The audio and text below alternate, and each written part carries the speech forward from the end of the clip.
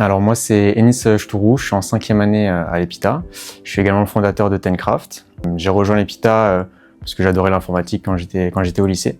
Et puis maintenant je suis en spécialité SIGL, spécialité où on aborde un peu plus des sujets de strat, d'infrastructure, de cloud. Donc parfaitement aligné avec mon projet entrepreneurial. Alors il y a l'aspect tech sur toute l'infrastructure qui est vraiment très intéressant. On voit des points qui sont difficiles et qui sont même presque pas trouvables en ligne en fait, grâce au retour des profs. Et l'aspect, on va dire, esprit critique et exigence sur le travail qui est fait, surtout dans la remise en question de tous les projets où les profs, les intervenants n'hésitent pas du tout à nous dire quand c'est pas au niveau.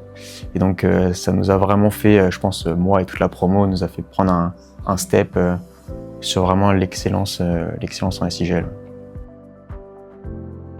À la sortie de l'Ingin, à la sortie du stage de l'été, on a décidé de monter une structure avec un associé. Du coup, c'était une année assez difficile, l'Ingin, où j'ai passé pas mal de temps en voyage pour voir des clients, faire des installations, etc. Donc c'était assez mouvementé. Mais en vrai, une fois qu'on a passé l'Ingin comme ça, l'Ing 2 et l'Ing 3, c'était plus calme, donc ça allait. Du coup, la solution Tencraft, elle est assez simple. On vient mettre des boîtiers de contrôle d'accès sur les terrains de tennis ou les portails d'accès au club de tennis ou de paddle. L'idée, c'est de leur permettre de faire tourner le club 24 heures sur 24, leur permettre de mettre de nouveaux créneaux en réservation et donc de faire rentrer plus de budget pour investir dans d'autres projets.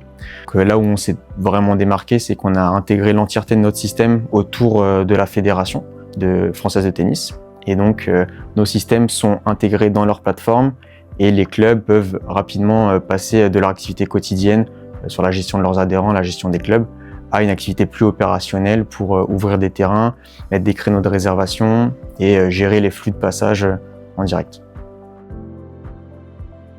Au quotidien, au départ, je m'occupais vraiment de l'aspect développement informatique, infrastructure, etc.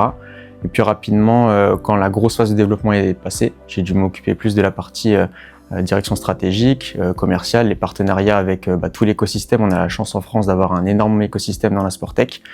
Donc par des relations et des opportunités, plus rapidement comprendre là où il fallait se placer ou non. Donc actuellement, c'est quand même une bonne partie de mon quotidien, c'est surtout cet aspect stratégie et développement business.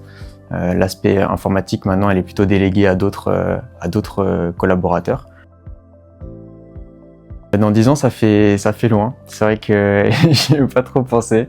En 2 ans, on a fait le pas le plus compliqué. Maintenant, on est vraiment implanté en France. Tout le monde, on est reconnu pour ce qu'on fait. On est reconnu par la Fédération française de tennis pour la qualité de notre intégration avec leurs services. Et donc, régulièrement, on a tout le temps des nouvelles demandes de clients. Donc l'idée, c'est juste d'agrandir notre part de marché et de devenir une vraie référence. En Ingin, je pense que j'étais à 60% pour ma boîte et 40% pour l'Ingin, parce que, comme je l'ai dit, j'arrive à expédier assez rapidement. Pour l'Ing 2, j'ai fait mon stage de tronc commun dans ma boîte, du coup pendant 6 mois, j'étais à temps plein. Et donc début SIGL, je pense que j'étais plutôt 70-30. C'était tout le but de faire le stage de tronc commun, c'était de pouvoir préparer le terrain pour le moment où j'ai le moins de temps. Et là, actuellement, j'ai repris le cap parce que quand on atteint une certaine vitesse de croisière aussi en majeur, on arrive à savoir comment faire le travail efficacement et expédier. Donc, je suis plutôt 50-50 actuellement. J'ai été jeté dans le bain, en fait. Donc, en Ingin, je me suis retrouvé devant les clients où j'avais encore ma vision très tech. J'avais pas forcément une éloquence pour blablater des sujets commerciaux quels qu'ils soient. J'étais vraiment tech.